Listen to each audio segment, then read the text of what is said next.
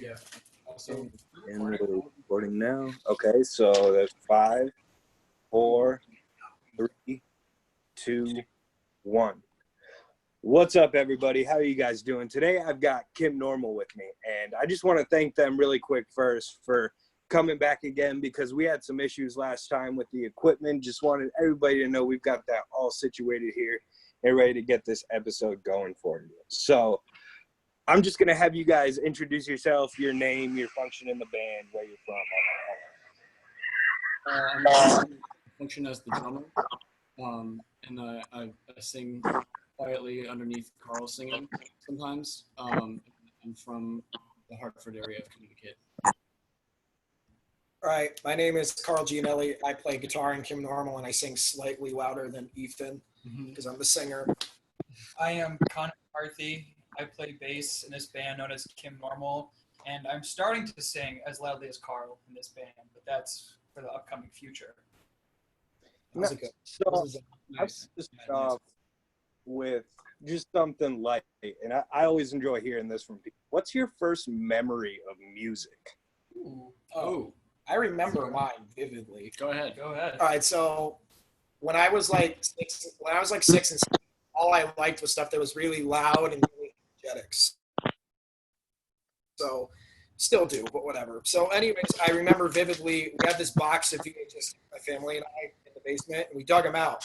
My father, who's a big music guy, he doesn't play anything, but he loves music, said, hey, you got to check this out. So he put this VHS tape on, and it was AC/DC playing at Donington in 1991. And I just saw like this massive field of people jumping up and down, and the music was wicked loud, and there was all these guitar solos and everything. And I was like, what is that? That's amazing. So then afterwards, like a week later, we went to like a dirt bike race, and we listened to Back in Black on the way there. And then after that, I was totally booked. I was like, okay, whatever this is, I want to do that. That was it. That was my first memory with music. I have a few that probably occur around the same time, but the most significant one for me is when I was probably like 3-ish years old. My dad and my uncle and I took a bunch of like Tupperware and like pots and pans and stuff and like threw them on the floor of my old house. And just because my uncle was a drummer and my dad like dabbled a little bit. Their dad was like a professional drummer back in like the 50s or whatever. So they were both into that, and we just sat on the floor and like just took wooden spoons and were just like banging on pots and pans like there were drums and everything. I was like just a tiny little toddler, like. Sorry. No, You done? I was done. Okay. Well, music has always been like a part of my life. Like the second I was brought home from the hospital, there was music playing. But like the first vivid memory of me loving music was being in the back of my my mom's Volvo, and she put on. Oh, she was with my dad. We were going on a trip. I was with the whole family, and my dad put on the Black Crowes album Lions, and the song Soul Singing came on, and I just loved the chorus so much. I was like bopping in the back.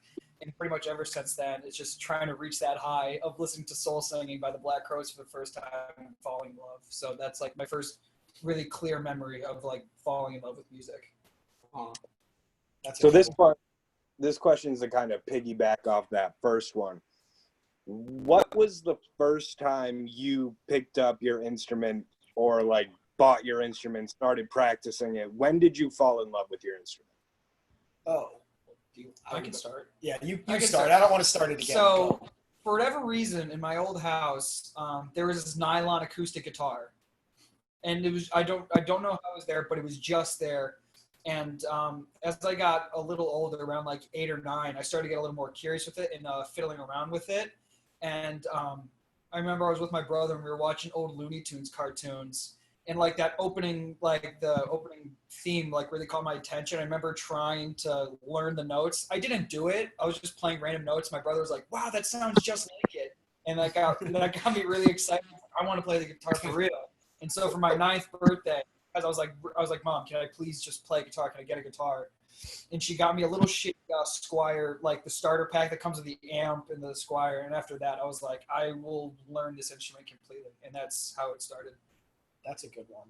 Not the first time I got into music, but fun fact, I used to watch SpongeBob all the time. I still do. And I would grab my first acoustic guitar and I would try to mime along with the SpongeBob intro. That's no lie. But the first time I got a guitar, and really fell in love with it. I kind of had been all over the place as a kid. Like I tried basketball. I could not play basketball for the life of me, and all that kind of crap. And then finally, when I found the music with the AC/DC and stuff like that, I was like, okay, I'm gonna try this. So we went down. My mother and I, we went down to the local music school, started some lessons, and they gave me a little Yamaha acoustic guitar. And I just came home with that, and I sat on this very couch that night, and I just played and played and played. And I did like the DJ thing, where you would just take the side of the pick and scratch it along the strings. And I thought that I was like, Tom Morello or something. But that was like the first time I really played the guitar was that. And after that, I was totally hooked. And then I progressed and really started learning music that I liked. Once I found that I could do that, I stuck with it. Mine is like kind of similar to that other story, but it was like that uncle that I was playing with the pots and pans with and everything. I inherited the drum kit that I still play from him a few years later. And we didn't know how to set it up or anything. Like me and my parents were just like had no idea what all the things were. So we just like throw the drums on chairs, and I would just go downstairs and literally just like hit the drums while they were just sitting on chairs, like completely not connected or anything, just kind of like standing like around the basement. Like I hit the back of like the front head of the bass drum, and like I put a hole in it and everything. But I did that for a while with my parents. I think one time they were sitting upstairs and were just like, that kind of sounds like something. Maybe we should like let him take lessons and stuff. And then I started taking lessons, and my teacher was like, and we were like, oh, we don't know how to set the drums up and everything. He's like, oh, you have all the stuff already, and he showed us how. And then I started actually playing around on the kit. I didn't really like make actual drum sounds for a while, but I messed around, But yeah. So this question is for Carl. So Yeah. That's me. you play guitar and sing at the same time, which is a very difficult thing to do. How'd you learn how to do that? Time. Yeah. So all that happened there is my first band, like first ever kind of thing, was with two buddies early on in town. The Polish American Club for your first show? No. Oh, okay. This band never even played a show. Oh, okay. We never got anywhere, but we were really into, we really wanted to play Blitzkrieg Bop by the Ramones. That was the first song we wanted to play. So we met up. It was just me, a drummer, and our singer. And our singer is my buddy Danny. I still love Danny to this day. So Danny at the time was really into baseball, so he kept going to baseball practice. And me and my drummer would be stuck, and we'd be like, well, crap, we don't have a singer. And playing the Ramones with no singer is not really that fun. So there was a vacant microphone. I was like, yeah, I'll give this a shot. It's like, I know the words to a bunch of songs. Why not? So I just kind of started doing it, and I was like, well, this is fun. Like, I can do two things at once, and this is making it more interesting and, cool for me to do. That's kind of just it. Like, I've never taken a vocal lesson or anything like that. It's kind of just been, I started with the music that I liked in terms of learning how to sing, and then through that kind of was able to find my range and what I could do personally. And yeah, but that's how it started, just out of necessity of not having anyone else to do the job.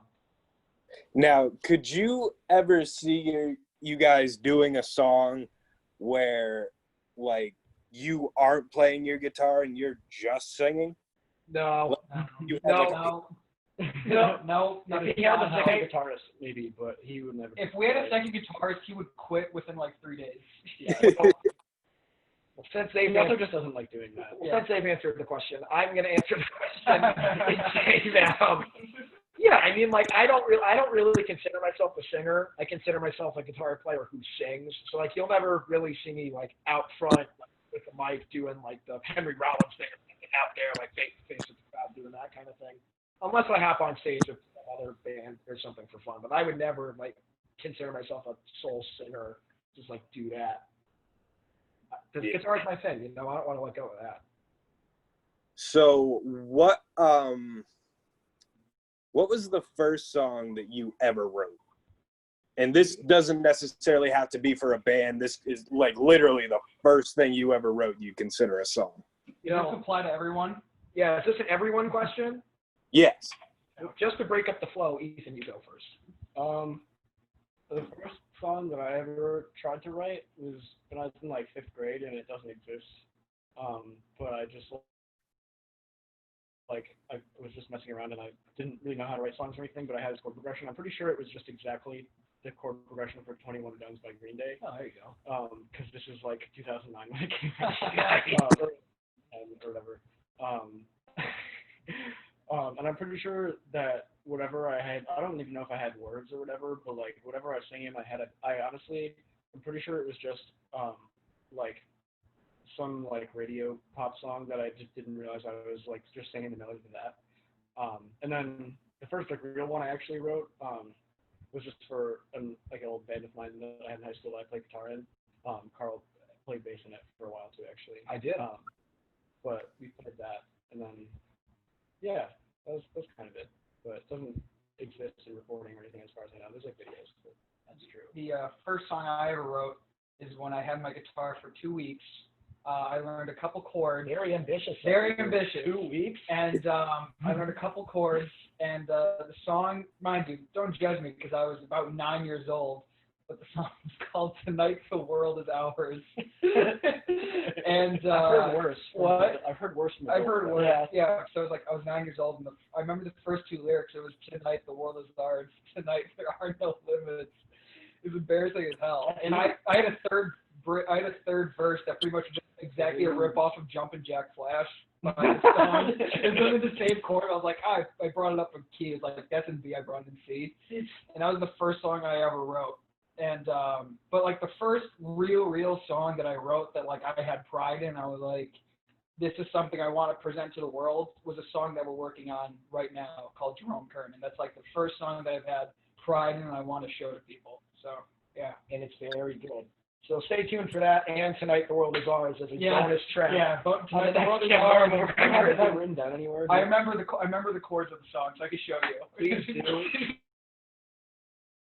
Please do. So I'm not even bullshitting with this answer. It took me forever to really actually try to write music because like I would fiddle with things here and there as a kid, but I was very self-conscious of like, yeah, this sucks. Like I'm not going to attempt. I was very like self-critical. I still am.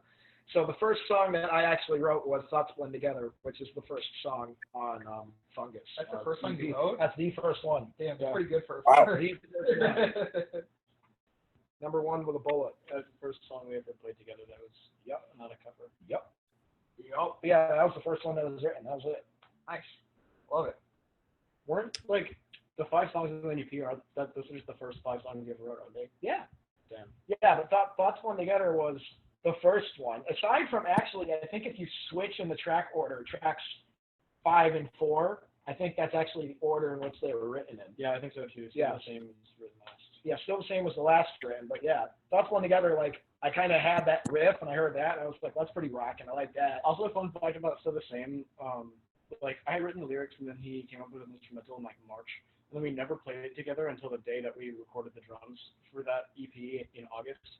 Really? I'm pretty sure we played it, like, one time, and then we like, got to my house, and we were trying to record it, and we were just like, oh, can we, I was like, can we practice this? Yeah. I had, like, anyway. We talk a lot. Yes. I just want you to know that. But short and simple, Guys do. That's the whole point. Thoughts Blend Together was the first one, though. Yeah.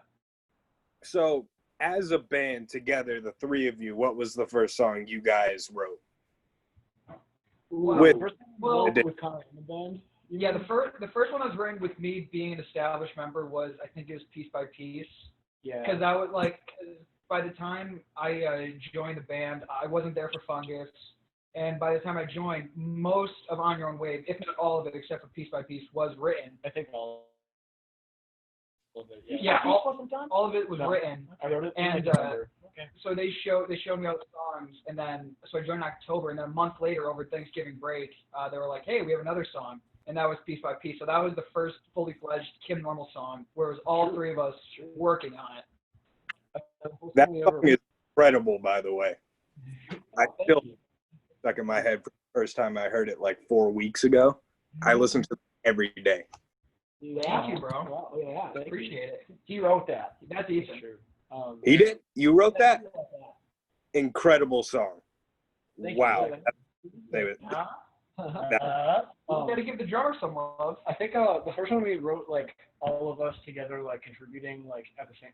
That wasn't like written separately and then brought in. I think was Connor's song. Yeah. We all kind of like hashed it out together. I and, like, presented came the up with song, and it was like a really shitty Remo Drive ripoff. And the main riff of that song was like supposed to be a 10-second outro. And I showed it, and Carl was the one that said, "Screw the whole song, make that, like make the outro the song." And I was like, "Okay." And then we banged it out in about like 30 minutes. Yeah. My vote for that question was going to be, because we all have different answers, but I was She's all fucked up.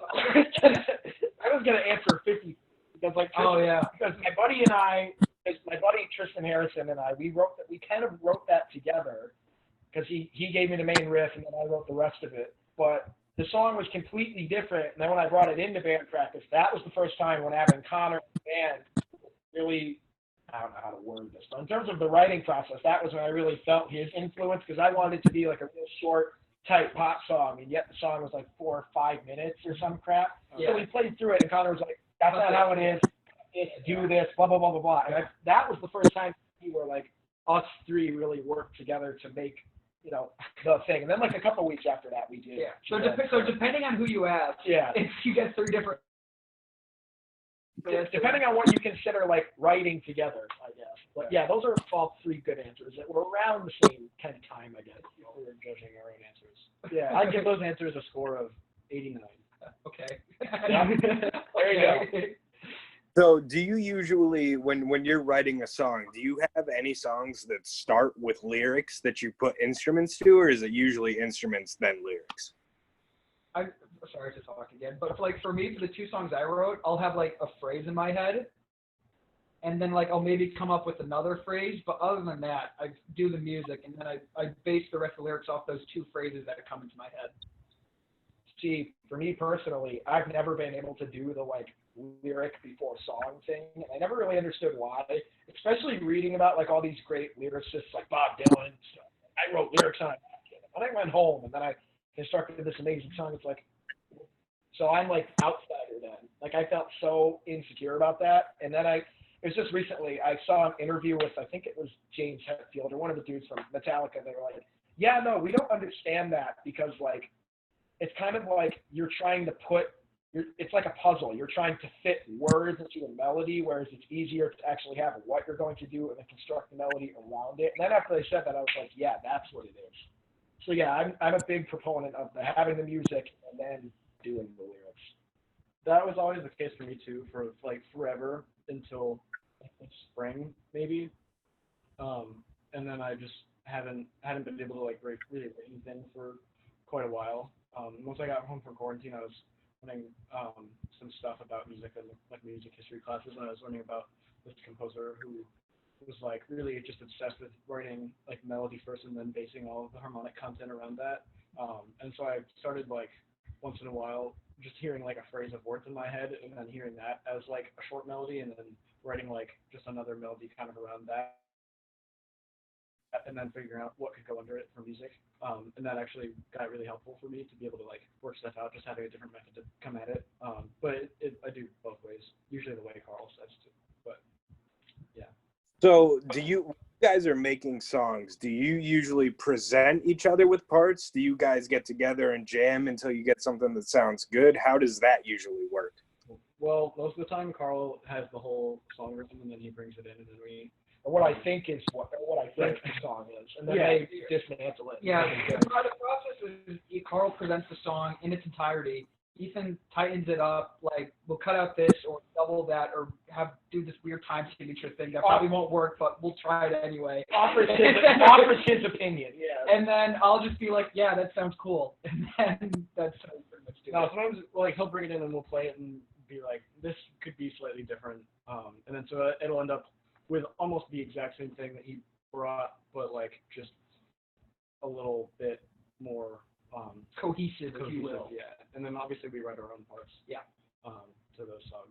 Although Connor's song on this next album, Jerome Kern, that's an outlier, because that's when we actually jammed. That was like the right. most like we were like playing this riff, and then I'd play something and Carl would be like, "What the fuck are you doing?" I was like, "I don't know, what the fuck are you doing?" He's like, "What the fuck are you guys doing?" And I was kind of like, "All right, let's try." But that's the most group collaborative effort. Like I had the shitty Remo Drive riff off, and then so we had to quickly change it around and make it a whole new song. It went from a very upbeat pop punk song to pretty much being like a very depressive Smashing Pumpkins-esque song. Yeah. You could say, You could say a little bit, if you will. if you will. So do you guys have a favorite song on the album? The newest one or the one that came out already? The one that, On Your Own Wave. Okay. Oh, On Your Own Wave, yeah. My favorite song on Your Own Wave is Rainbows Reflecting has become my favorite because I remember writing that. It came to me super quick. Like the whole song, the lyrics, melody, guitar, everything was written in about 40 minutes. Like I had to run out of the house and it just like boom into my brain, out onto the fretboard of the guitar. It just kind of came out. So I like that, and the song is awesome. I have fun playing it. Like every time we play it, it's a blast. So yeah, that's my vote. That one's fun for me too when we played, except for like when they have like just evolved to get louder and louder and louder. So I have to like, instead of me playing at like 80% most of the time and then a loud section play 100, I'm at like 100 the entire set, and then I have to just like play like just I don't even like. So that song specifically, it's like it feels kind of slow, but the tempo is pretty fast. I'm doing like 8 minutes the whole time, and then there's just one section in the middle that's like. So it's fun for me until then, and then it just fucking hurts. Otherwise, it always changes for me. It used to be Not Your Dearest, but it's not anymore. It's no longer my dearest. I was gonna make that. to that one. Very good. Maybe honestly, Acid Head has always been one of mine. That every time I hear it, like whenever I've been like, or when I was working on like mixing it and stuff, I would hear it like for 5 minutes, and then for 2 days, that would be the one song stuck in my head. That one's up there for me. Mine probably is Acid Head. It used to Flip Flops. It used to be Buy Back What You Sold, but like playing Acid Head, it was like the first time I felt really accomplished as a bass player and felt really confident. So I was like, okay, I got this shit. So Acid Head always has a very special place in my heart. And Connor's bass line in that song just makes it. It does. I try my best. And it has one of the best riffs on the album, I think. Yeah. Like the riff right before the pre-chorus, the chorus. Yeah. That's one of my favorites. That's like one of my favorite parts to play on it too. Oh yeah. On the drums. Yeah. So what's your favorite song to play off of that album? Live. Drain.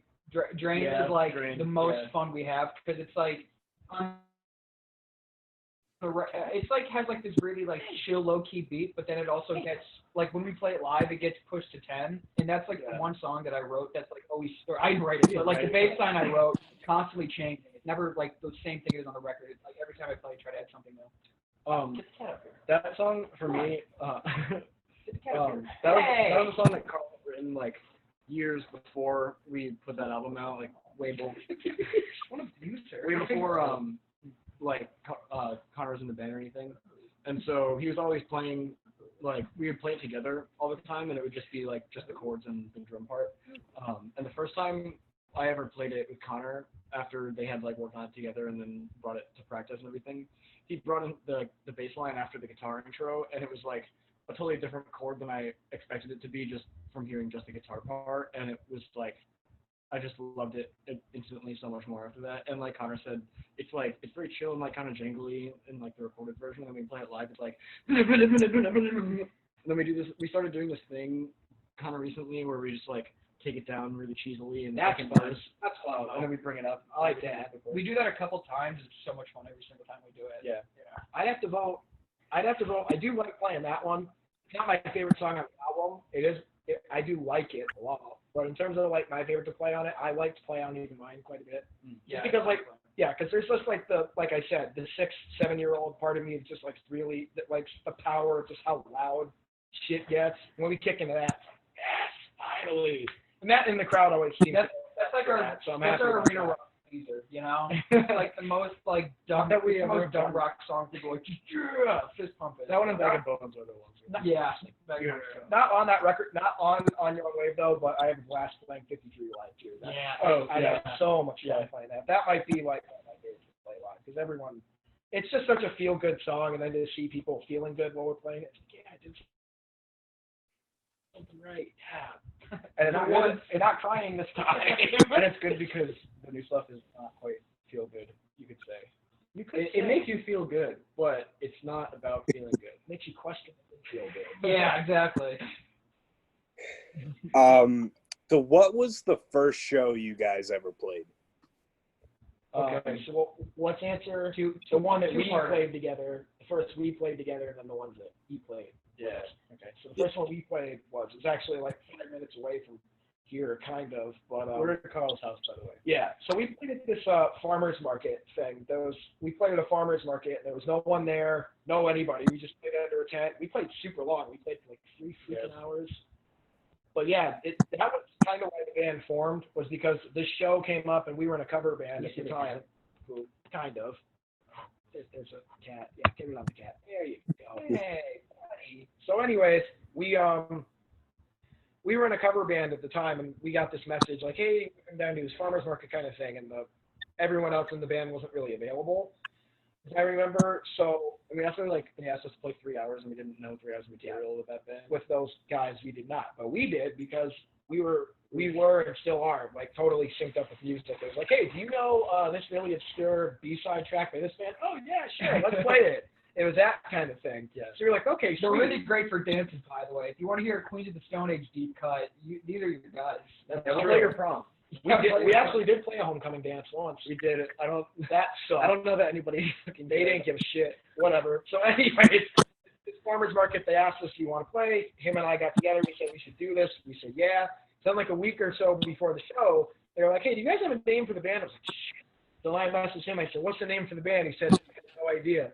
I said, perfect. So our first name, no idea, came from that altercation. That was like 4 years ago. Yep, and that was about 4 years ago. So we showed up, played to about maybe, 3 or 5 people, did all covers, except for maybe, did we play Touch One Together that day? Probably not. So yeah, we just played all covers for 3 hours straight. That was our first show together. And then this guy over here joined, In October of 2018. and the first show we played was what? It was December 27th at Best Video in Hamden, Connecticut, and it was an hour-long set. And if you're wondering, Connor, were you shitting bricks on the car ride down there? Absolutely. I was freaking the fuck out. I was so nervous. I was practicing the songs for so long. I was like, yeah, I got this. I'm so confident. And the second I got in the car, I was like, Dated I fine. know none of these songs. And then by pure luck and dumb luck, I played the whole show. It's on YouTube if you guys want to see it. There is a clip of that. Oh, true. And that was the first show where like we finally had a bass player. It was all right. We were all locked in. And I remember being like, we did it finally. This is great. We never played original music with a bass player in public before. And And as soon as we kicked into, I don't remember we opened. We opened up with thoughts. Yeah, we opened Yeah. up together. His bass amp was like cranked so loud, like you couldn't hear anything else, and it was awesome. And it sounded great. And I came up to him at the show. I was like, dude, that was so great. No way. He's like, nah, man, we got to change everything. Like, I missed this one note in this part, one note in this part. I'm like, what are you talking about? I fucked my piece so Well, bad. that's what Really, it is. and like nobody noticed. Yeah, nobody knows. He was just nervous because he brought like 30 people, and that was the most attentive Right. show we ever had. Because he brought all like everybody he'd ever met, and we had. I only know 30 people, by the way. And we had never played a show to more than like 8 people before, so it was awesome. So what? It was like, Uh, damn it, what the fuck? Like you. Ethan Brought said the to me, whole town. you're ruining our vibe of us not having friends. So what was the most recent show that you played before this whole quarantine stuff happened? Toad's Place, baby. Yeah, the most recent show we played was Toad's Place in January, which the whole thing is on YouTube if you'd like to go relive it. Go back to the days where we used to be able to have concerts. How's that? In my opinion, that's the best show we've played Oh, yeah. so far. Also, Sure. it sounded awesome, and it was great because so Ethan didn't have to beat the living shit out of his body. I still did. He still did, but not I didn't that have to. severely. Not quite as bad, yeah. Yeah, the Toad's Place sound system, the sound guy kicked ass. So whoever that is. Understandably, He- because he like did it's a Oh, cool yeah. respectful. I mean, yeah, iconic place. Yeah. So how did you guys land that gig at Toad's Place? How did we like the gig? No, how'd you land it? Like how'd you? You can tell us about that. So I was at the doctor's because I had laryngitis, and Relevant to the story. so I'm just sitting there in the waiting room. Doctor, by the way, this is a side note. Doctor took like 45 minutes to get to me. I could have Fuck died this within that doctor, time. by the So way. fuck that doctor. Fuck you. But no, so I'm sitting there, and my buddy Sean Fortier of Night Crew calls me, and he goes, "Yo, what are you doing? January 18th." And I said, "Fuck should I know?" And he goes, "Do you want to play Toads?" And I went, "Do I want to play Toads?" "Yeah, I want to play Toads." And I was like, "Do you guys want to play Toads?" And it was like, what the fuck do you think we're gonna do? Yeah, Yeah. we're gonna play there, like one of the most famous venues in New England. And so yeah, my buddy Sean, because it was this other local band, Something Young, they're having their album release show there, and they wanted to have just like a massive Connecticut show. So there was a bunch of other people. There was our buddy Spray Bottle Fever, our buddy Sean's Night Crew, Palindromes, this band Shed Life, Yeah. and then That was everybody, right? and then I don't want to forget. Something Young ended off the show. But that show was like, it sucked too because there was a snowstorm that day. One day, It was the only And one day. that snow, so there were about 150 people there with the snowstorm already. But if they would have been packed. there wasn't that snowstorm, we would have at least had another 100 or so people pull up. Well, still a great time. Still, yeah, it was still like a truly like big part in my music. For anybody who is like a loyal follower of our Instagram, Connor and I did a vlog that day where we we got like fucking like 300 little passes that give you like a discount $10 off the ticket or something. and like I that. harassed so many people. They went to Literally, the Apple store. we ran around the snowy streets of New Haven because we had to get to the venue at like fucking 1 p.m. or something. Yes. Yeah, we showed up We earlier should've than showed up that. at, like, It was like 7. 10 a.m. We had to be there. That is not. That is. It was early. That is not. It was like accurate. Carl was lying. It was not 10. All right. We showed up at like I 1 or was 2. being early. Well, did not get there. Anyway, Fine. and so we just like ran around the snowy streets of New Haven, just harassing literally everybody we saw, going into stores and giving out these passes to employees and stuff. Nobody came. Not a single. Nobody came. No, we got one. Remember? Oh, Because we asked exactly someone one here. person came. Exactly one. We don't know person. who it was. Yeah, they but were. Thank you to that person. They were out doing that, and then I was sitting there because, like I said, like he said, we showed up super early. So I set up the merch table, and I was sitting there at the merch table, like kind of guarding it because we have our stuff with us. And We signed a banana. Yeah, and I'm watching, waiting. I found a banana on the street. And we signed it for the merch table for $10 grand. Yeah. So then, like, I'm sitting there waiting for something to happen, and nothing happened. Went across the street, got a pizza. But the day that we heard about the Toad's Place thing, I was at a burger joint, and I was chowing down on this burger, and I get the text, Absolutely challenging. and I get this text from Connor, and he's like, "Dude, want to play Toads?" In the group chat. So I got to look at my calendar, and there was something on the calendar. I was like, "No!" It's like I go on the calendar, I'm calling everybody, getting the date free.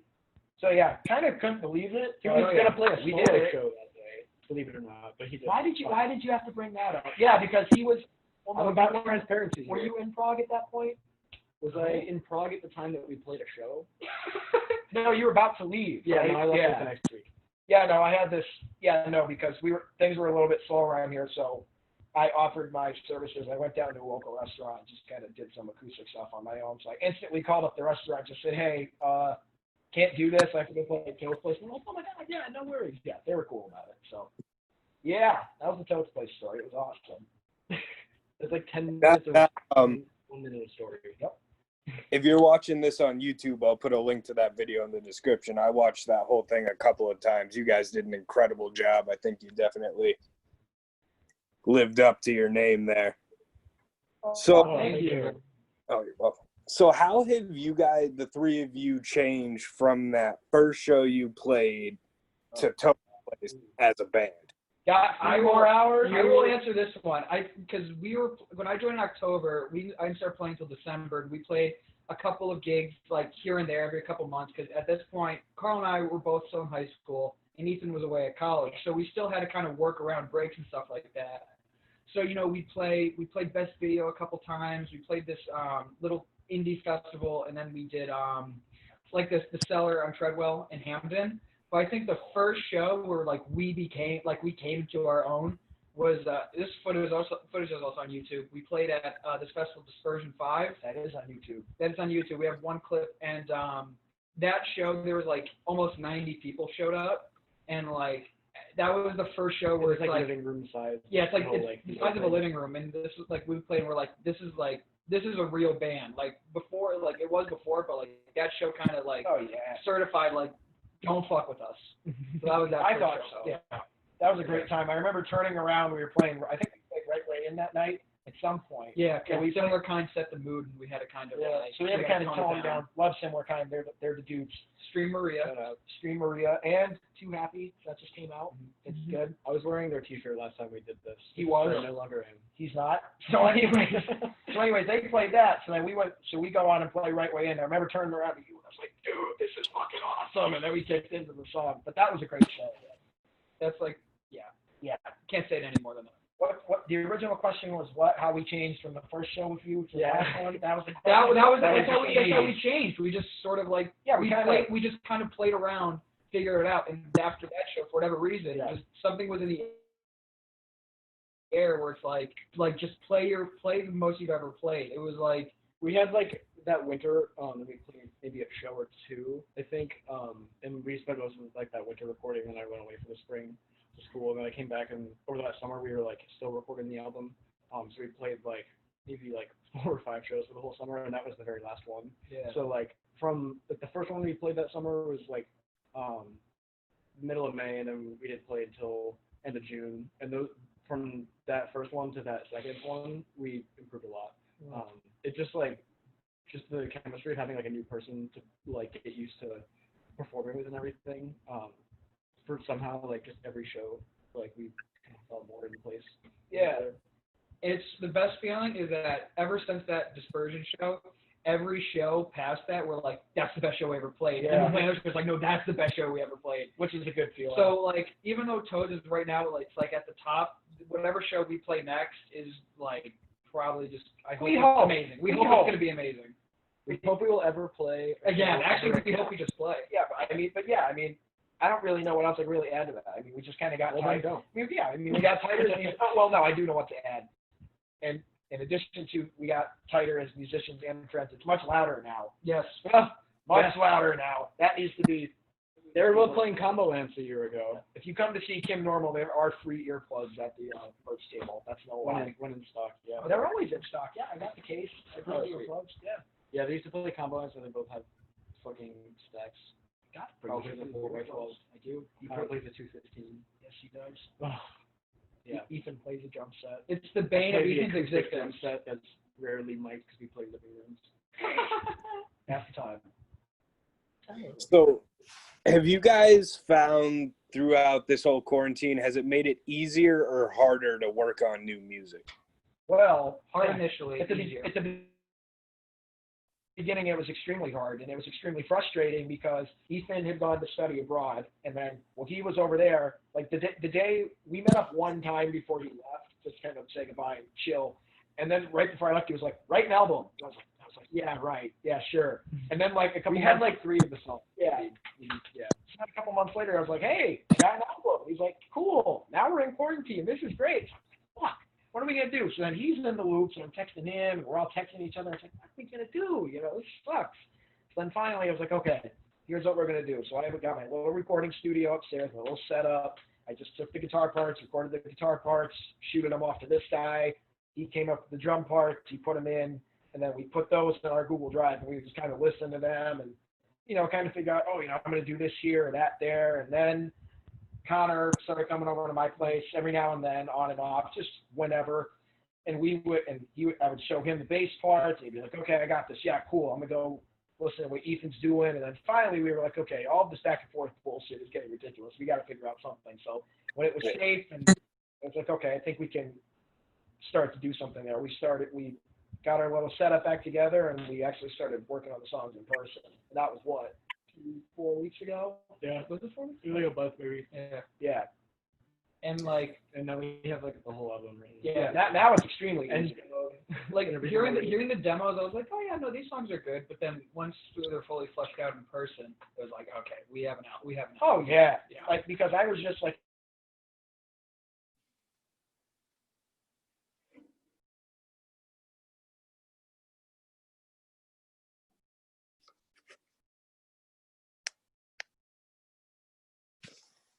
Here, 1 second. Audio cut.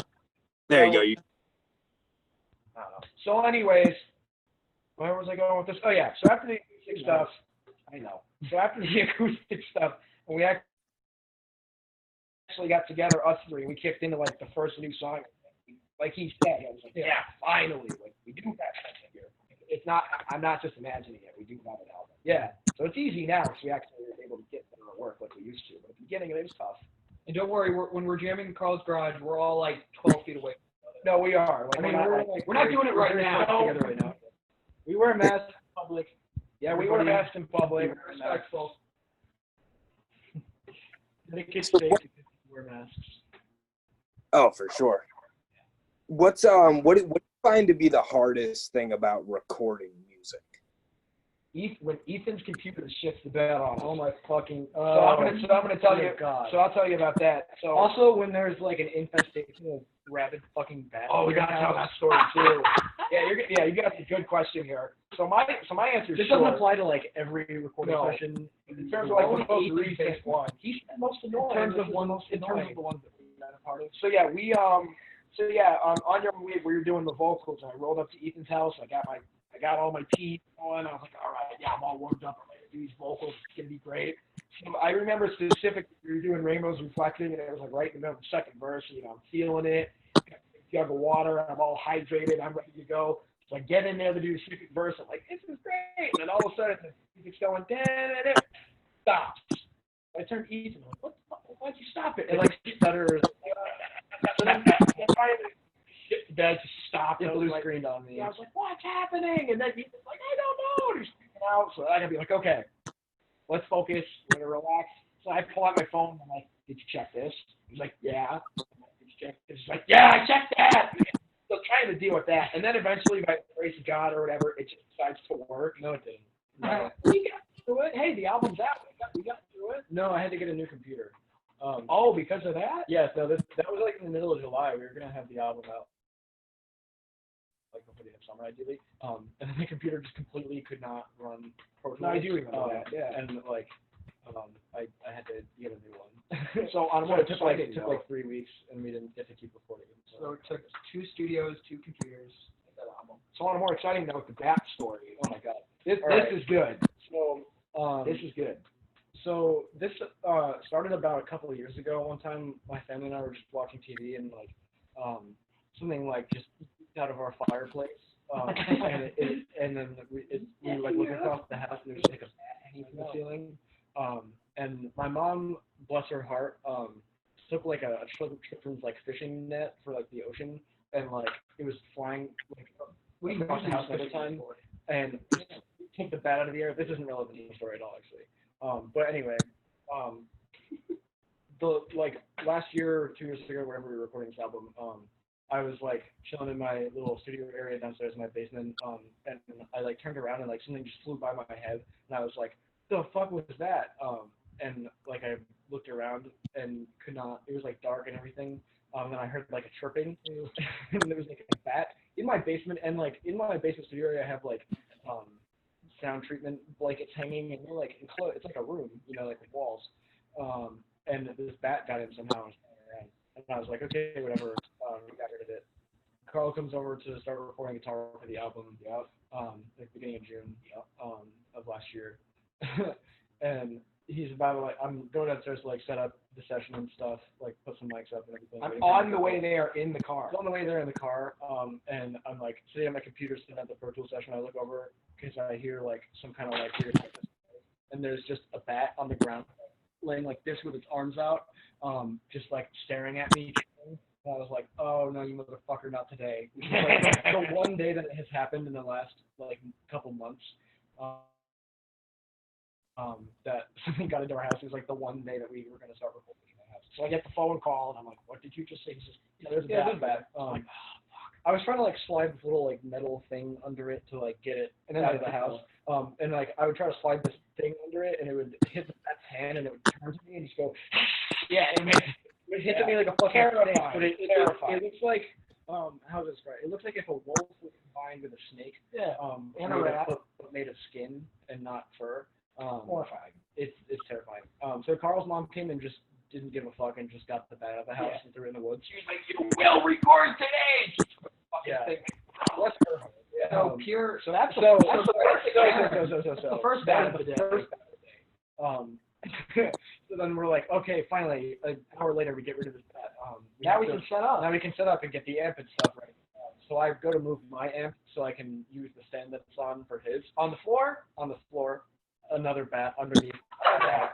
But this one is like just curled up, like and dead. Yeah, it's in hibernation mode. Like, you gotta be fucking So kidding me. we go to like get like a pole or something to move it, and then come back downstairs, and it moved. It wasn't dead. It moved, and we had to find it. It was like a couple feet away. Anyway, that happened. And then- Don't neglect this part of the story though. After Karen the bat lady, after my mother the bat lady got rid of got rid of the first bat, she was gonna leave and let us record. So she's like out the door. I call her on the phone. Hey, yeah, don't leave. There's another bat. Are you fucking kidding me? I said, no. Like it's here. Come back. Comes back. Takes that and the whole thing. We chucked that one outside. There's pictures of it all over our Instagram. I like how this is the thing we spent the longest on during this podcast, but it's not over. It's not over. It's not over because we had to. There was another recording day. I think it was one of the vocal days. There's at least one more day where like there were no bets all of the days of this summer, like when we weren't recording our album, and then he comes over to record guitar again. Either that or he came over to do vocals or Connor came over to do bass or something. And there's another bat, and I'm pretty sure that happened 3 times. That there were bats only the days that we were recording this album. So that's the story about that. And then I don't even mind. So just because of that, we had to have the single cover be a bat. Yeah, that's why there's a bat in the cover because we were just like, oh man, we were shit crazy recording that song. Oh wow. Yeah, we were like, we have to kind of honor this in some kind of way because they obviously had something to say to us. Yeah, thank you to Batman for providing bats for our album. And Dracula. And Dracula. And Count Chocula. Yeah. So after you had finished that album and you knew it was ready to be put out, yeah, what conversation did you guys have around putting it out? What was your plan? Conversation? Just release it. Well, Get it out. Oh yeah, we wanted to get it it out. took me way longer than I thought it was gonna to like mix it and master it and everything. So we thought it was gonna come out in like August. It didn't come out until September. Yeah, we had to push the release date like a couple weeks. Yeah, we announced it for like September like 7th or 13th. something. Yeah, and then we had to push it back another couple weeks. I don't remember why. I think it just kept busy with school or whatever. Yeah. But we knew that we wanted to put out 2 singles and we didn't know what they're gonna be. And so Carl and I I think it was one of the days we were recording vocals for this album. And I had this record by this band, the Orwells, who You're gonna name check them off. drag 'em? Who can fuck themselves. Their Like, singer they're was a total jerk. absolutely Wasn't an asshole though? shit garbage. Yeah, I guess so. Yeah, I don't remember. Like abusers and everything, they can fuck themselves. Nobody should ever listen to them ever again. Very ugly So story. I had like a 12 of theirs from before I knew about this. And I told him about And this. then yeah, he found out about it, told me about it. So I was like, okay, can I destroy my CD and like record that I have of them? So I go to my driveway and like smash this record up in the driveway. And then it looked kind of cool. Like this guy was kind of reflecting in the pieces of this shattered vinyl. Yeah. And Carl was like, this would be a cool single cover. And it's like it's a bunch of pieces of stuff. And he was like, you know what? We should make piece by piece the single and make that the cover because it kind of works. And One of our shit puns did something good for so us. one of our shit puns, and that was like our like most popular song for a while. See, we're not completely Right. But yeah, now and then we. Fun fact, that the pieces of that that you can kind of see the sky in that single cover. If we're going to be talking about the single cover, is like a 12-inch single of the Orwells that I smashed because I hate them. He does. Yep, he hates them. Mm-hmm. Yeah, I do too. I'm taking a look at the piece by piece single cover because I need to know this Just is it. I'm a dumbass. Anyway, he's going to do his own thing. Oh yeah, this guy. Yeah, I mean, in terms of the actual like releasing the album, after we recorded it and after he got it, finally we're gonna get this out. But yeah, then after that, in terms of the actual rollout, it was like, well, how are we gonna do this? So I think it was your idea for like the short little teaser videos that we did. Yeah, so then we came.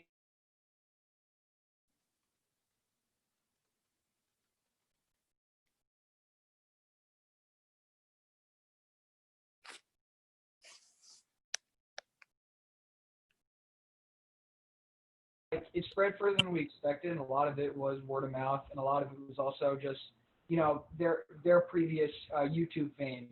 So, we were very lucky because a couple of the songs have over 10,000 streams, and a couple are a little under. So a lot of it was probably algorithm was being really kind to us, and just word of mouth, people just being like, check out this band. Also are very generous people from all over the world who choose. Yes, very generous Yes, fans all across the world absolutely. who Thanks anyone who's watching this. who actually listens to us and likes us. It's awesome. So speaking about that, you guys do have a lot of really impressive numbers versus like a lot of other local bands. How you guys like? How does that make you guys feel? first time you saw like a huge number like that? Oh yeah, Genuine shock.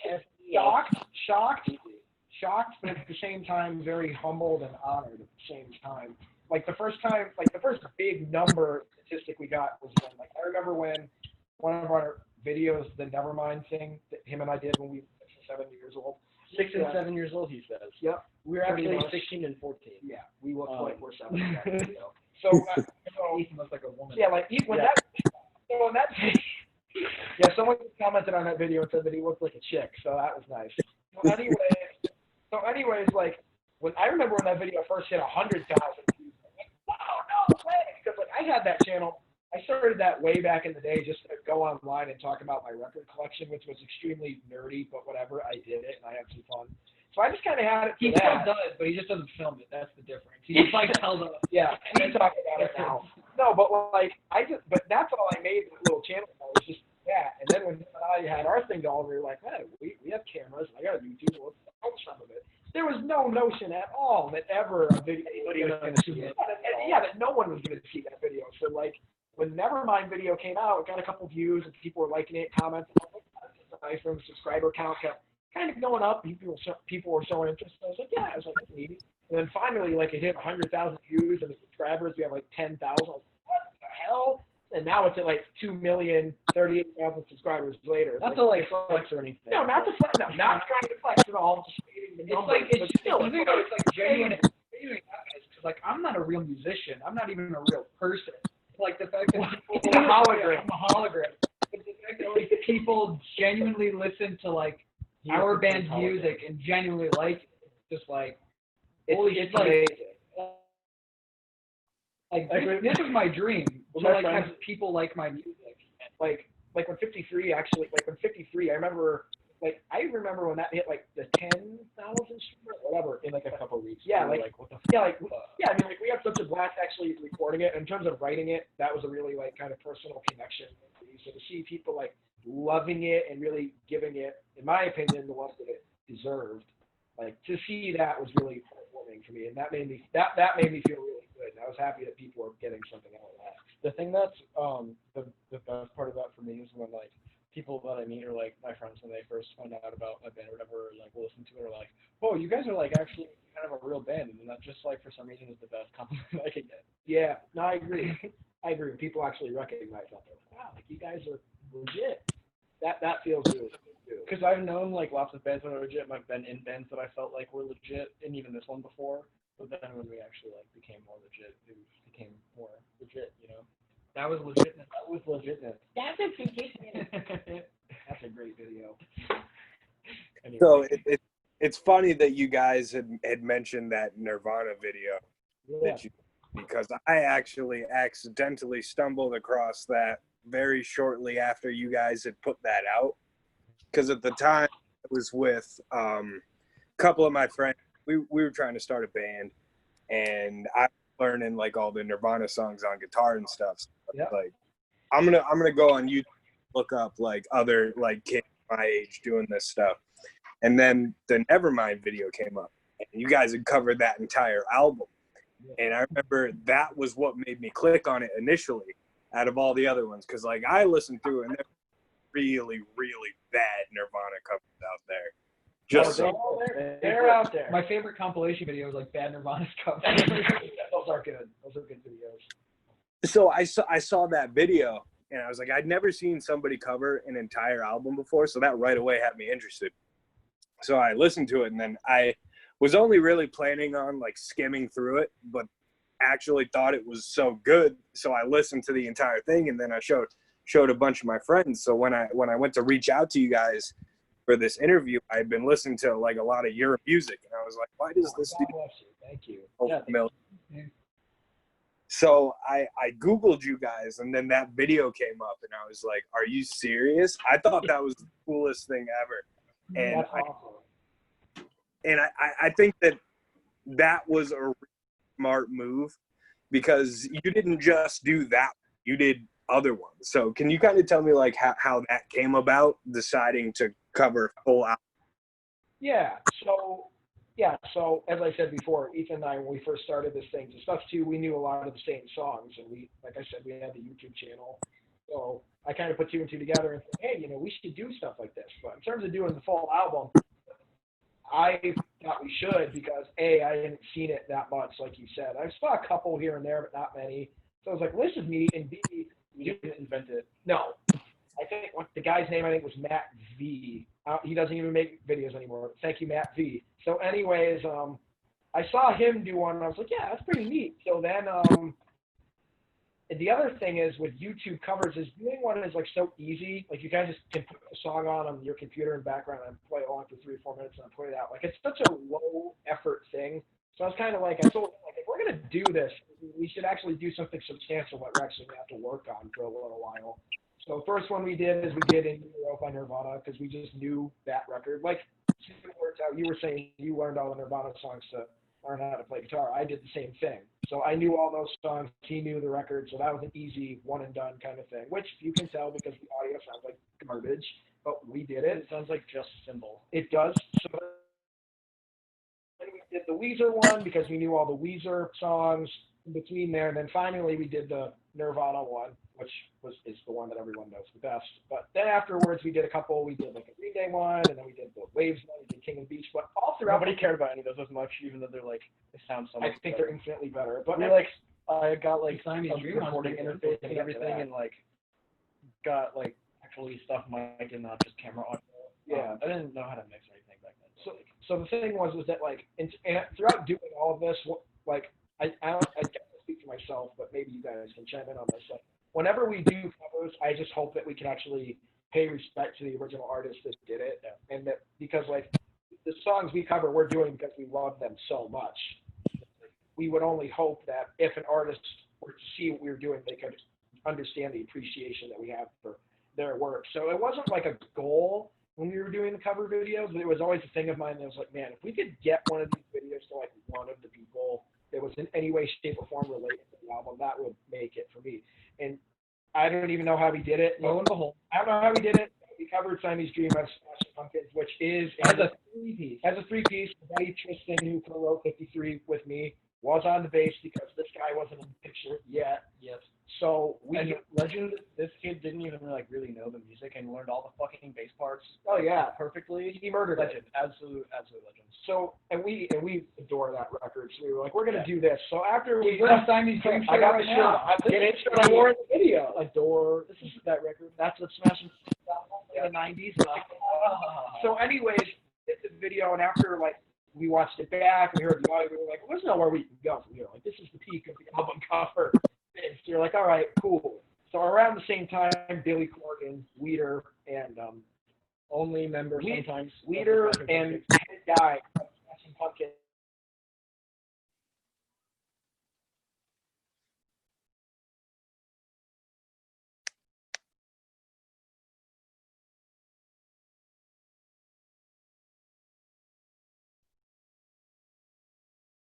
Up and saw the Siamese Dream video and sent it to him. Said, hey, did you check this out? He said, yeah, no, I checked this out. He said, they did a really good job. This is awesome. So we woke up that day and we had screenshots and everything. People were like, dude, look at this shit. And I sent it to him. I was like, dude, look, we did it. Like, finally. Like, we had kind of did what we wanted to do with those covers all along, which was to, pay our respects to people that came before us. We were like, hey, thank you. So after that, there's nothing else we could or would want to do with that kind of stuff. We did what we also just kind of don't really play covers anymore. yeah. Yeah. Nail in the coffin. Yep. We could do a whole album cover of our own music. Yeah. Call ourselves Jim Formal and re-record on your own Jim way. Formal covers. Oh god. So I know you guys had mentioned you guys have been working on new music. So what are you how is that going so far, and how did that start? Oh man. It's been a fucking dream work. It's been so fun. It's been such a great time. The thing that's really different about this cycle than the last one is that On Your Own Wave, I started writing those songs. Like, I think the earliest example was Drain or I Don't Even Mind. That was like 2 years before the album even came out. So those songs were written over a long period of time, whereas these songs were written much closer together. Literally since like October, maybe is the earliest one, and then after that, like January. Yeah. So I thought, This past year. yeah. So at least to me, like not that it's a concept album, but I like when an album has like some kind of central theme or some kind of narrative. Maybe like you listen to it and then you're like, oh, well, there's some kind of thing here that maybe I can put together in my head. I love doing that kind of stuff, and I'm happy that I can bring something like that to our audience, hopefully throughout what we're doing. So that's a big difference, that all the songs came really quickly in terms of like space, in terms of writing them. And the other thing that's really different is it was great to actually have him on board since the start with this album. It's the first like true Kim Morrell album. where Yeah. it's, like everything is all three of us are here. Like from the beginning, once we hit the ground running, boom, it's all three of us. And it's totally like adjusted. in my It didn't make opinion, sense the way not the to live songs for are fun. What's that? Didn't make sense not to live for fun. Didn't make Yeah. No, but like doing the but starting with Dude, fucking for real. Like for real. No, but starting the process with him really okay. Starting the process with him though was really great because like right from the beginning, like when we were doing 53, he was like, hey, we should really cut this and do this and do that, and I loved that. It was like we have another guy to do that. Yeah. And right from the beginning, I'm just having that made the process much easier and more exciting because we started bouncing off ideas we wouldn't have had. I was too shy to say stuff at the beginning because I was just sitting there and they'd show me the songs and then those two would just be arranging. I'm just like sitting there like quietly twiddling my thumbs being patient. It's true. But then like 53, when like I heard it, I was like, here's what we can do, and that's the same thing now. So like Carl will present a song, and that is Carl's song, but we all have a say in it to make it the best song it can be. But, They were like, how do it's we not we're start not this? fighting over. It's like, well, I told you to cut this down by 15 seconds, so give me a writing credit. It's just if it's Carl's song, it's Carl's song. If it's Ethan's song, it's Ethan's song. But we all have a say in it. And Connor's been writing shit too. So And that's the varying degrees too. Like sometimes one of us will put a song in where it's pretty much like great, and then we'll just all play it and try to figure it out. And it's like awesome. Or we'll change one or two things, but then there's songs where it's like cutting a long haircut. You just gotta really fine comb. You just gotta get rid of that shit. Cut it way down to the very essentials. That was an awful analogy. okay, I know. I'm I tried like to not make it really work. on board with that one, That was but terrible. yes. That was a terrible analogy. I apologize. I tried. Yeah. It's okay. It's Long it has story. to We be- talk so much. Long story short, it's fun. Long story short, and yeah, just there you go. Please, next question. God. So, do you guys, to your fans out there who might be like thinking about starting a band, do you guys have any advice to give them? Yeah. Fucking do it, man. Just go for it. Literally. Yeah. Like, You have to suck. Literally, You have to fucking suck for so long. eat Yeah. shit and then eat till you not eat shit. That's how you do it. Wow, that was very All right, strong bold okay. advice. I don't remember where I heard this. Dave Gold said something similar to what you said. That's not what I was gonna say. That's not the one. I was like, it might have been the guy from Beach Fossils in this really long Instagram caption he posted the other day. Somebody was talking about like how if you're gonna sit down to like write music or whatever, like sit down and purposely fail for 15 minutes to get all the bad shit out of the way, so you can like then have good experience. It's not quite the exact same for starting a band or whatever, but I don't know. Like some people, the first band they're in, like Connor, it's like an actual thing. For me, the first like fucking 4 bands I was in were not like real. Well, they were like real bands or whatever, but like it wasn't what I was gonna do. And I started fairly young, luckily. Like I started playing with people in like a band context when I was like 12 or 13 through this music school that I went to, which is also how I met Carl. But you do kind of have to like learn your chops, like getting used to how other people play and stuff for a while, and then. So you know, I just want to check out the sandwiches, Cam. I'm trying to talk. Okay. Anyway, moral of the story is it's not bad to suck for a while, because you will find something better. And like not everybody, and even if you're like think you're too old to still be sucking, some people don't start their band that gets them famous until they're fucking like 30 years old. So exactly. We're very lucky that we got to like really, yeah, and like I'm even 2 years older than he is, so even earlier in his life we got to like. Oh my God. Great advice. I'm still answering the same question. Okay, I'm gonna be done. If you want to start a band, go look for sandwiches before you go. That's important. Is there anything? And find people who don't like, who you're not gonna like really spur with like Yeah. whatever influences and like what you're gonna do. And that's like, what I'm Like literally, I met Carl at the Ideal Show. We met at the Astor Junior Show. Like that's like the first place we could have met. Yeah. Yeah. Nothing. Are you done? Yes. Okay. Are you sure? No. I was finishing my thought just saying like, do it with people who are gonna like agree. If you're just disagreeing about what you're gonna play, then you can't really get focused on playing it. And it's sometimes hard to find people like that. And if you can, then it's worth it to just like get used to playing with people and play with people who disagree with you, or whatever. Try to find any common ground. But Yeah, I mean, Ethan and I were extremely lucky that like we met when we did. Honestly, like it was a total luck thing. I mean, if I was to give anybody advice, my first piece of advice would be don't form a band with somebody. Like, don't form a band with somebody just because they have a nice PA or because they have equipment. Very cool. Because, did he say that? Is that where that's from? no man Well, can eat 58. he did say that too. Yeah, basically what he's saying, like, don't form a band just with someone just because, like, oh, they're classically trained or anything. Play with your friends.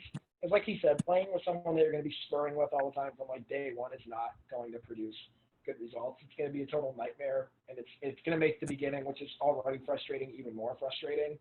And the other thing I would say is don't be afraid early on to wear your influences on your sleeve. Like, I know that that's a thing nowadays. Like, you'll read album reviews, and like, I mean, if you're like 5 or 6 albums deep into your catalog and you're still sounding like a carbon copy of another band, obviously you could pose that there's an issue there. Right. But like, if you're just starting out as a band and you're like, oh, well, you know, this sounds like just like blah blah blah blah blah, and this sounds just like blah blah blah blah blah, then like you're not going to get anywhere. You know, it's hard. So you kind of have to go through like the weird growing pains and stuff like that. But eventually, if the band is meant to be, you'll find yourself.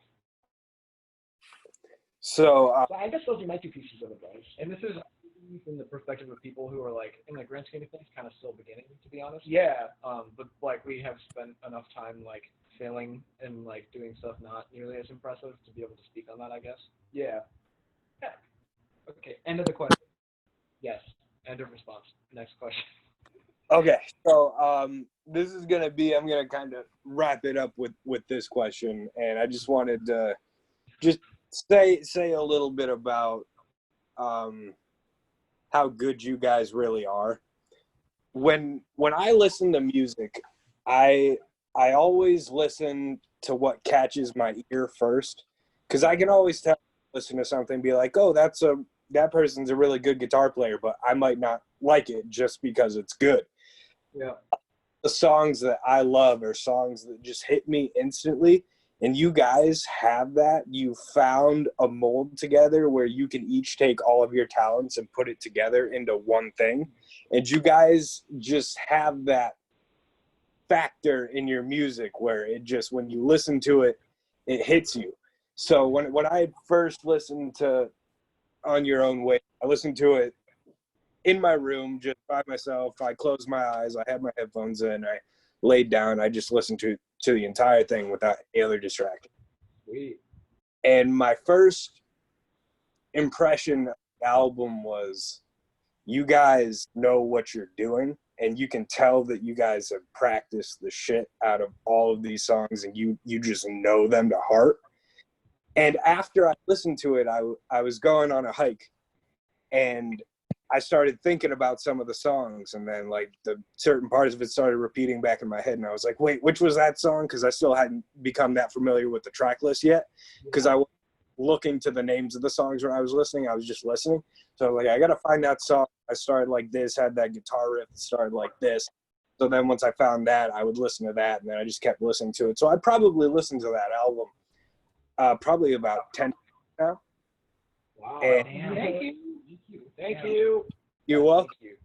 You So- might have made us like, a few cents on Spotify for that. Yeah, you made us Really a total of appreciate 5 that. cents. Thank you. You're welcome. So how did you guys find that?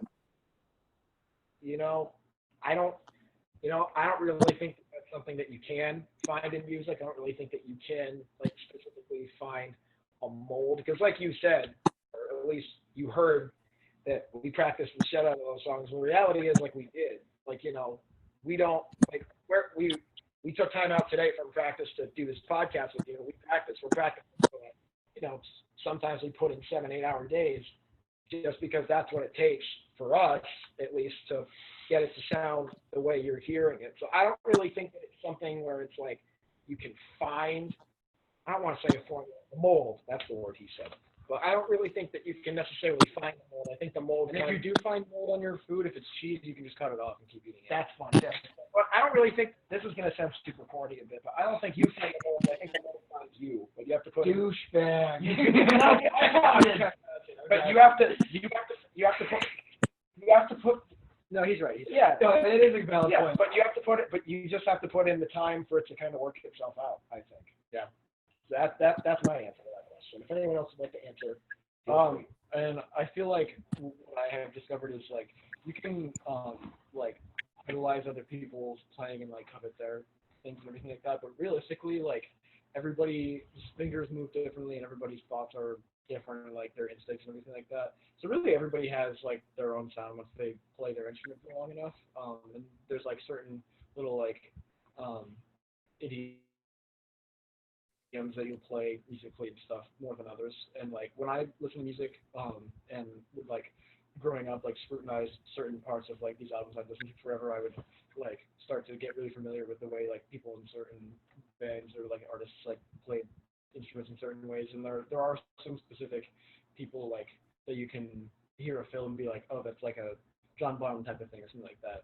But really, that I feel like that's just natural for everybody. In the same way, everybody has their own vocabulary speaking, and they will like sometimes your friend will use the phrase a lot or something like that. That's the same thing musically. And I think if you practice enough and you like start playing and don't try to like change what you're doing to do what somebody you listen to does, whatever, that will happen on your own to yourself, like pretty naturally. yeah. And I think that happens with us. Like I'll hear like him singing and he will do like a certain like little vocal cadence more than other. I'll hear myself play drums and I will have like a couple fills that I kind of base everything else off of.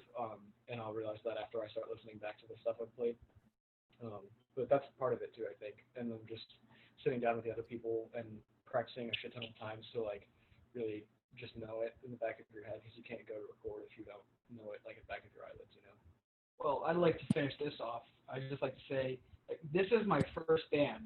This is the first band I've ever been in. Fuck you for that. I know, right? It's bullshit. I got such a good head start. But, like, I jam with, like, my mom's friends. Be like, oh, fucking Timmy over here plays drums. Do you want to jam with him? And I'm like, sure. And, like, nothing would come of it. Stop touching me. Nothing would come of it. And I never was in a band. And I've been playing guitar for about, like, 8 years before I even, met these guys. And for years I was so upset because, like, I just want to be in a band. I want to be, like, in this really cool, heavy indie band, but it also has, like, a lighter side to it. I wanted to be, like, in, like, this ideal band in my head. And then I just met Carl, and then I joined in. And so it was I was preparing myself for years to join this band. And so I just I went for it. And it was so easy to musically connect with these guys because we all listened to the same stuff. Like, the first night I hung out with Carl, and we were just kind of jamming. Like, same thing now. We just haven't stopped talking. We just shut the fuck up about music. No. And it's like, what do you think about this? What do you think about this? Do you hate this? Do you hate this? Like, do you like this? Do you like this? And then, like, we rank. Like, we're such fucking nerds. Like, we'll rank our favorite album, but we'll rank it, like, track listing from favorite to least favorite. Like, we spend time doing this. So, like, I'm really in sync with these two guys. And from the first day that I came up to Ethan's house borrowing Carl's P-Bass because I didn't even own one at the time, it was instantly like, there's like a natural fit. Nothing feels forced. Nothing feels like awkward, out of place. It just feels right. So yeah, that's the mold. That's a good answer. So I have one more question. Are you sure? Before we wrap this up, I just want to know what is the future of Kim Normal? What can we expect? We're breaking up. World domination. And then we break up. And then come back in 15 years for a cop-out reunion tour. No, honestly, future for Kim Normal is a lot more. I don't know. We had a Someone tour else planned could for this start summer this. that we didn't get to go on. Yep. So that's That's gonna, next time. That's the next time. Yeah. that's next Hopefully we can summer, make that and like happen. maybe the winter.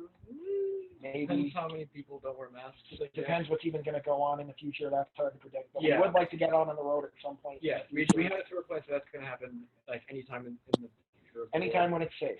And then we're obviously writing a new album that we just started demoing today, so that's gonna happen sometime. So that'll come out eventually. Yeah. Um, But yeah, that's the most like future. immediate future, and yeah, and honestly, we don't know what else. We're gonna do our best to do whatever we want, I guess. and we just kind of see what happens. That's the fun of I kind guess of we doing can this. just see what happens. Yeah. It's Absolutely. Well, I want to thank you guys so much for joining us. And oh, you're welcome. Where can we reach you guys? So you can reach us if you Carl's phone number is. No, my social security number is. But But if you want to reach us, Zach will. I'm assuming he will provide you with all of our Instagram, Facebook, Spotify, all that crap. But if you actually want to contact us, just message us on Instagram. I or one of these two guys will reply. Carl. Yeah, our email and all that junk is. But yeah, with Bandcamp, you can go message us through that if you are inclined. crazy. So If you're inclined. so inclined. It's not like better than doing anything else, but We're Yeah. not professionals. So- Don't be intimidated to hit us up. if anybody wants to make us a Wikipedia page, I wouldn't hate it. That would be amazing. I'll get up. Start that for you. Thank you, bro. Thank you. Yeah. All right, so I'm going to start recording here. Oh, is that it?